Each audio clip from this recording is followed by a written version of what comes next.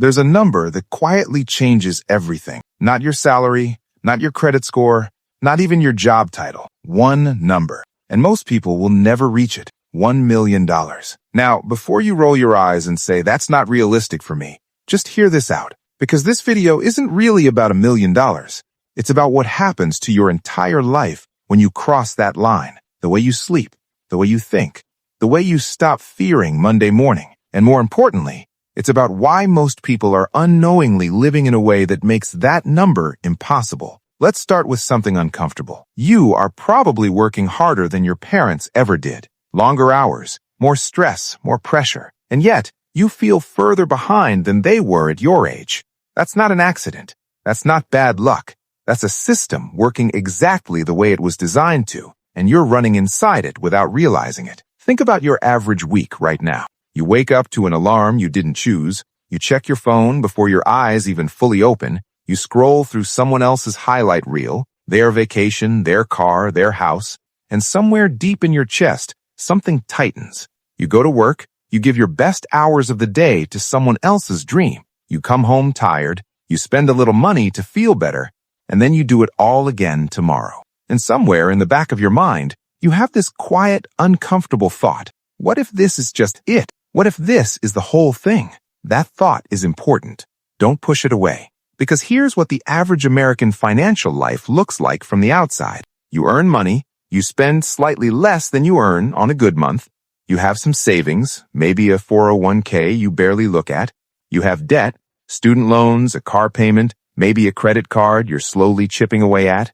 And your plan, if you can call it that, is to just keep going until 65, then retire, then finally live. But you'll be 65. And the things you wanted to do with 35, your body might not let you anymore. Your kids will be grown. The version of yourself that had all those dreams will feel like a stranger. Now imagine a different life. Same country, same economy, same world. But this person at 38 years old doesn't wake up to an alarm. Not because they're lazy, but because they don't have to. Their money is working while they sleep. They have choices. They can say no to things that don't align with their values. They can say yes to the people they love. They're not rich in a flashy way. They're free in a quiet, powerful way. What's the difference between these two people? It's not intelligence, it's not luck, and it is not income. This is the part most people never figure out. We were taught that income equals wealth, that if you make more money, you'll be fine. But look around. Athletes making millions go broke. Doctors in their 50s with no savings.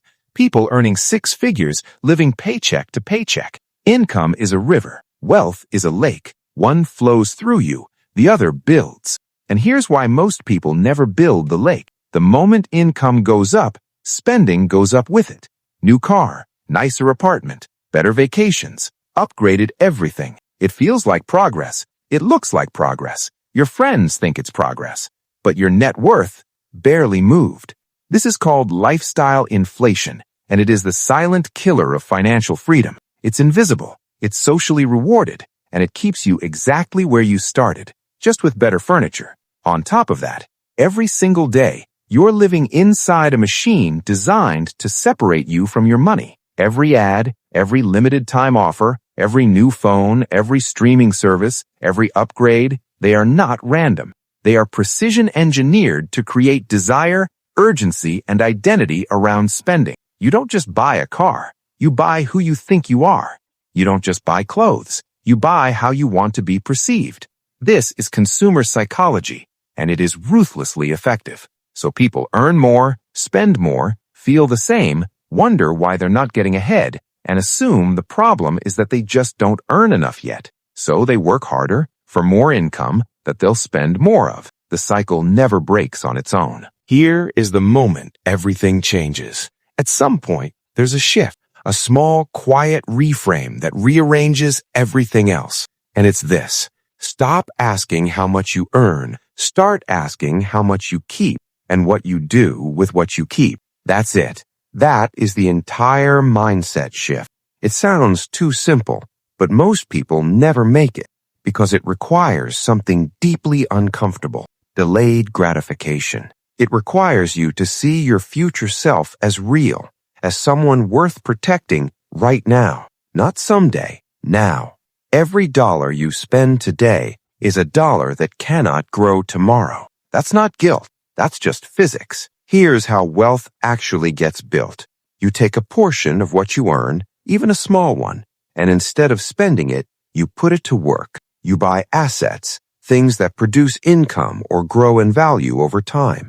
Index funds, real estate, businesses, ownership. You stop trading only your time for money and start making money work for you alongside your time. And then, compound growth does something almost unfair. In the beginning, it's slow, painfully slow. You save for a year and it feels like nothing. But then, something happens around year 7, 8, 9. The growth starts growing. Your returns generate their own returns. The curve bends. And once it bends, it doesn't stop. A simple example. If you invest $500 a month starting at 25 with average market returns, by the time you're 55, you'd have crossed $1 million. But if you wait until 35 to start that same habit, you end up with less than half. Same effort, same discipline, completely different outcome. The only variable, time. Time is not money. Time is more valuable than money because money can be earned again. Time cannot. And here's what bad debt does to that equation. A car loan, a credit card at 22% interest, buy now, pay later plans for things you forgot you even bought. Every month, those payments are leaving your hands and going into someone else's compounding machine. You are funding their wealth instead of yours. Debt on things that lose value is a subscription to staying broke. Now, I want you to sit with something for a second. Imagine yourself at 72. You're tired in a way that sleep doesn't fix anymore. You look back at your 30s, the energy you had, the time you had, the earning power you had, and you realize you had everything you needed to change this, and you spent it. Not on terrible things, just on stuff, on comfort, on convenience, on appearing fine to people who weren't even paying attention. And now the choices are smaller. The runway is shorter. The body doesn't cooperate the way it used to. That version of you would give anything to go back and talk to the version of you that's watching this right now. What would they say? They'd probably say, it wasn't about sacrifice. It was about seeing clearly. It was about understanding that spending everything you earn isn't freedom. It's a trap disguised as enjoyment. And saving without investing isn't safety. It's slow erosion by inflation. They'd say, start. Don't wait for the perfect time, the perfect salary, the perfect plan. Start small. Start imperfect. Start now. Because here's what $1 million actually buys you. Not a yacht, not a mansion. Something so much more valuable than that. Options. The option to stay in a job because you love it, not because you need it. The option to walk away from something toxic without panic. The option to take a month off when your parent gets sick. The option to be present with your kids instead of distracted with anxiety. The option to take a risk on something you actually believe in. $1 million invested at conservative returns generates somewhere around $40,000 to $50,000 a year without you touching the principal. That's not a fortune, but for a lot of people, that covers rent, groceries, and healthcare. That means work becomes a choice. Stress changes shape. You stop surviving and start living with intention. And the feeling? It's not what you think. It's not champagne and celebrations. It's quieter than that. It's waking up on a Tuesday morning with no alarm, making coffee slowly, feeling your chest, and realizing it doesn't feel tight. That low-grade hum of financial anxiety that's been running in the background of your life for years, silent. For the first time in your adult life, you feel like you're not behind. You're not chasing. You're just here. Calm, in control, free. That feeling is available to you, not through a lottery ticket, not through a viral side hustle, not through some secret no one told you about, through a decision made consistently over time. The path is not complicated. Spend less than you earn, invest the difference, own assets, avoid bad debt, stay the course. Let time do its job, and keep going even when it feels like nothing is happening, because that's exactly when everything is happening. You are not too late. You are not too far behind, but you are not early either. The best time to start was 10 years ago.